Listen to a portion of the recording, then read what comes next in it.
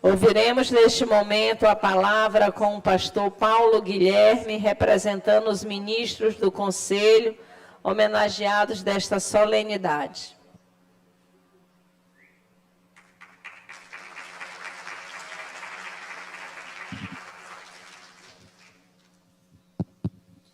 Paz seja convosco, amém? Eu quero agradecer primeiramente a Deus, me sinto muito honrado por esse convite e também, nesse momento, cumprimentar a presidente da casa, a deputada Iracema, né? A deputada Mical, que nos fez esse convite, a gente se sente honrado por isso, cumprimentar os pastores que estão aqui, são muitos, né? Servos de Deus que aqui estão, os irmãos também que estão aqui, né? E pedir que Deus abençoe a todos e que esse momento seja um momento onde a graça de Deus venha nos envolver de uma maneira especial para nós entendermos que nós realmente fazemos parte de todo esse movimento que leva a mensagem do Evangelho e isso com certeza faz muita diferença no meio da sociedade. Amém? E eu queria fazer uma leitura da palavra de Deus que está no Evangelho de São João, no capítulo 15, do versículo 16, é muito conhecido de todos, onde Jesus falou de uma certa feita para os seus discípulos. Ele disse assim: não foste vós que me escolhestes a mim, pelo contrário, eu vos escolhi a vós, outros, e vos designei, para que vades e deis fruto, e o vosso fruto permaneça, a fim de que tudo quanto pedirdes o Pai em meu nome, Ele vos conceda. Amém? Eu acho que nós que estamos aqui, nós somos frutíferos. Eu digo assim que Deus tem um propósito, sempre com a vida daquele que se envolve realmente com Ele. E Ele tem os seus. Ele tem os seus que dão fruto aqui nessa casa. Ele tem os seus que dão frutos na igreja. Eles têm os seus que dão os frutos como funcionário público, né? Ele tem os seus que dão os frutos como bombeiro, que está aqui o nosso comandante.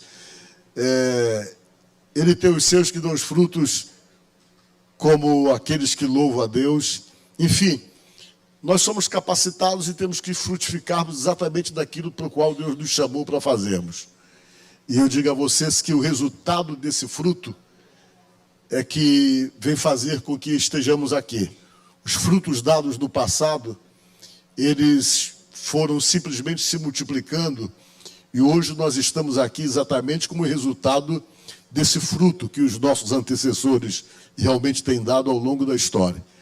E eu digo isso para vocês, por exemplo, que é muito importante falar, que se hoje nós estamos aqui, com certeza alguém, em algum momento das nossas vidas, chegou e nos levou até a presença de Jesus. E nós não podemos esquecer dos pioneiros, daqueles que começaram praticamente aqui no Maranhão, já que nós estamos falando de Maranhão, estamos aqui no Maranhão, aqueles que deram suas vidas para que o Evangelho fosse disseminado da forma como realmente tem sido.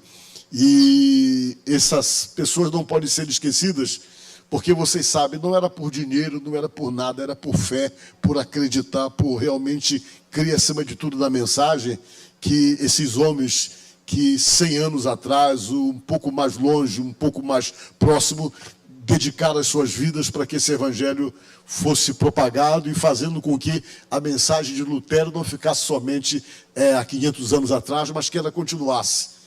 E quando a gente fala sobre isso, eu falo, por exemplo, da igreja que eu sou pastor, da igreja quadrangular, eu tenho que citar aqui o nome de Romildo de Oliveira, o pastor que em 1974 veio de Santa Catarina para começar a igreja quadrangular aqui do estado do Maranhão. A gente não pode deixar de falar exatamente daqueles que se tem conhecimento, como os que começaram praticamente a montar a estrutura da igreja. O pastor Estevão, que é o da Assembleia, que a gente sabe, que a gente ouve, as pessoas comentam, né? Com certeza tem o pastor da Batista, tem um pastor presbiteriano, e cada uma tem aquele que se esforçou, que veio e que começou realmente a montar toda essa estrutura da qual hoje nós somos reconhecidos, estamos de uma certa forma privilegiados, porque no tempo deles não havia, talvez, com certeza, essas homenagens, essa preocupação. Pelo contrário, havia muita pressão, muita perseguição, muita igreja queimada, o que a gente tem conhecimento da história, mas eles resistiram e continuaram, e nós estamos aqui hoje dando continuidade a tudo isso. A gente para pensar um pouco atrás e realmente percebemos tudo isso. Ainda há pouco o rapaz me entrevistava ali e me perguntava: quantos anos o senhor tem de ministério? Eu digo: tenho 48 anos que eu sou pastor. Comecei com 20 anos que eu saí para o ministério. E quando eu falava com ele, eu ficava pensando exatamente isso. Que naquele tempo, um pouco mais atrás, era muito desafiador. Ninguém reconhecia você não era homenageado para nada. Você só pregava o evangelho e muitas vezes era perseguido. Ninguém dava homenagem para você, pelo contrário, você tinha que estar preparado para poder receber as pressões e as perseguições. Mas o evangelho foi tão bem pregado pelos nossos antecessores, que eles vieram, ganharam almas, montaram a estrutura, criaram respeito realmente, ou deram respeito à palavra e ao evangelho. E você percebe, por exemplo, que se você pegar qualquer dado dos anos 60, dos anos 70, os evangélicos eram somente 1% em todo o Brasil. Era 1%, pode olhar qualquer dado de 60 ou 70. E quando você vai e abre hoje os dados, você descobre que os evangélicos são 28% em todo o Brasil, com uma expectativa de crescimento nos próximos 5 anos para mais de 50%. Tudo isso se deve exatamente àqueles que começaram tudo isso. E nós podemos dizer para vocês que aquele mesmo que começou a coisa foi Jesus Cristo há 2000 anos atrás. Ele chamou aqueles 12 e disse: olha, vocês são meus discípulos, meus alunos, eu quero que vocês dêem fruto. E Jesus começou a pregar. E quando ele começou a pregar exatamente levando uma mensagem que ele chamava: o reino de Deus é chegado até vocês. E Jesus falava assim. Todo mundo entendeu errado, até os discípulos entenderam errado. Eles imaginavam que o reino dos céus, que estava sendo pregado por Jesus, era uma proposta política para aquele momento difícil que eles estavam vivendo, onde toda a Palestina estava dominada pelo Império Romano há quase 40 anos, o pessoal sofrendo, pagando altos impostos a César, o pessoal revoltado com a imposição feita pelo sistema do Império Romano, que deu um jeito de tentar segurar o lugar, colocando um rei que não tinha descendência de Davi, colocaram um rei que era testa de ferro, que na verdade não mandava nada, e o pessoal era ferido nos seus princípios, tendo que pagar altos impostos a César, e todo mundo naquela expectativa de ter um rei novo, alguém que pudesse realmente trazer de volta as tradições que eles tinham o maior receio, que simplesmente pudesse desaparecer por conta do sistema político estabelecido pelo Império Romano. Prova é que teve grupos que se isolaram, como os essênios, que foram para as montanhas, se isolaram para copiar as escrituras e colocar dentro de pote, enterrar e colocar em caverna, porque eles tinham medo de que as tradições desaparecessem por conta do sistema político estabelecido pelo Império Romano. E de repente aparece um homem que falava de uma forma destemida, que peitava o sistema religioso corrompido e totalmente vendido para Roma. Esse homem chamado Jesus começou a pregar, começou a falar, as multidões iam atrás dele, todo mundo naquela expectativa, pensando: poxa, chegou alguém que vai simplesmente resolver esse problema político. E Jesus ainda aproveitava o momento e procurava fomentar esse pensamento, essa ideia, gerando essa expectativa, dizendo sempre: é chegado a vós o reino de Deus, é chegado a vós o reino dos céus. E todo mundo achando que ele estava implantando um reino novo e colocando Herodes para fora, colocando os romanos para fora, que ele era a pessoa enviada para aquilo. A já vê que a própria Bíblia diz que os discípulos chegavam a brigar por causa de cargo, todo mundo já procurando cargo. Não, o cargo melhor vai ser o meu. Teve um dia que uma tia de Jesus chegou e disse: ó Senhor, quando o Senhor sentar no seu trono, os melhores cargos o Senhor dá para esses teus 2 primos aqui, o Tiago e o João. Permita que um senta do teu lado direito ou do teu lado esquerdo, que eram os principais cargos da monarquia, sentar do lado do rei. Jesus disse: tu não sabe o que tu está falando, não sou eu que vou determinar isso. A Bíblia conta no texto mais abaixo que os discípulos 10 ficaram revoltados, queriam triturar os 12 irmãos, porque a mãe, que era tia de Jesus, estava se beneficiando pelo fato da aproximação para arranjar um cargo melhor para os filhos.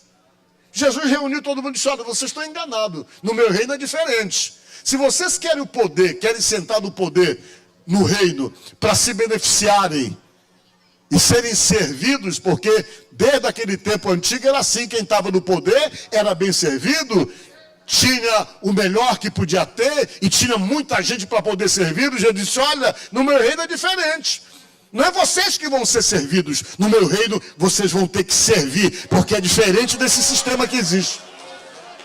Olha isso, pessoal, a gente não está entendendo se a gente quer o cargo para poder ser servido, e agora ele está dizendo que no reino dele tem que servir no lugar de ser servido, e que o menor é que se torna maior. Aí, meu irmão, o pessoal ficou meio tentando entender. E cada vez mais se aglutinavam pessoas. Estamos junto contigo, Jesus. Até os zelotes, que pegavam em arma para a revolução, que estavam dispostos a fazer uma revolução armada, e já estavam fazendo, matando soldado romano e matando romano. Até um que era zelote, Jesus tinha como discípulo. Se juntaram, se agradaram de Jesus, porque olhavam nele a figura de um revolucionário, que estava ali para implantar o novo reino. Fizeram até manifestação popular. No dia em que Jesus entrou no jumento, sentado no jumento na rua grande lá de Jerusalém, o povo foi para a rua, ficou todo mundo animado, pegaram roupas, jogaram no chão, começaram a gritar palavras de ordem, pegaram galhos de árvore e balançavam: bendito aquele que vem em nome do Senhor, aquele que vem restaurar o trono de Davi, esse é o nosso rei. E fizeram aquela maior festa, aquela maior manifestação. Chegou no dia seguinte, estava tudo do mesmo jeito. Jesus não assumiu nada e o poder continuava na mão dos romanos, e demorou ainda por 400 anos. O pessoal: a gente foi enganado. Não é possível. Ele falou tanto em reino dos céus, mas a gente continua aqui dominado pelos romanos. Não dá, a gente não enganou a gente. Quando prenderam Jesus, que chegou na hora de julgar, a mesma multidão que andava atrás dele, que louvava ele, que gritavam palavras de ordem, que procuravam exaltar o tempo todo, agora não queriam mais ele. Rejeitaram porque se sentiram enganados e disseram: olha, pode soltar o Barrabás e mate ele, porque ele gerou tanta expectativa no nosso coração, e de repente ele não assumiu nada. Esse reino dos céus é uma conversa fiada, é uma mentira, é um reino que não existe. E mataram Jesus. Mal eles sabiam que o reino de Deus de fato estava começando. Jesus morreu, ressuscitou no terceiro dia, comissionou, encheu de poder aquelas 120 pessoas que estavam dentro de uma casa, e disse: agora o reino vai começar, gente. Vocês vão pregar em Jerusalém, na Judéia, Samaria, até os confins da terra, até lá no Brasil, até lá no Maranhão. Porque o meu reino, olha só, o meu reino não é do jeito que eles estavam pensando, que estava restrito somente à Palestina, aquele lugarzinho pequeno. É um negócio muito maior, isso é muito pouco para mim. Eu sou Deus, eu sou o Salvador. Como é que eu vou ser rei só de um lugarzinho pequeno? Eu vou ser rei num lugar muito maior do que isso aqui. Vou ser rei do Brasil, nos Estados Unidos, na Índia, na Europa, no Japão, na China, e em todo lugar eu vou ter súdito e vou ter seguidor, e eu estou começando esse reino agora, e o reino é isso que nós estamos vendo aqui hoje. Era muito maior do que aquilo que o pessoal tinha expectativa de ver. O reino de Deus está em todo lugar hoje. Olha só, nós falamos praticamente a mesma língua, a mesma linguagem, temos o mesmo estilo de vida, glorificamos Jesus do mesmo jeito, às vezes só muda a língua. Mas o jeito, a forma de fazer, a forma de adorar é a mesma. Por quê? Porque nós fazemos parte de um reino, e esse reino não é pequeno. Tem mais de 2 bilhões em todo o planeta, e ninguém consegue resistir ao poder desse reino, porque Jesus estabeleceu a igreja. A gente nem precisa orar pela igreja, que a igreja nem precisa de oração, ela já é blindada. Disse Jesus que a porta do inferno não prevalece contra ela. Se a porta do inferno não prevalece, não tem regime que vai conseguir prevalecer contra a igreja. Não tem sistema, não tem costume, não tem nada que possa prevalecer contra a igreja.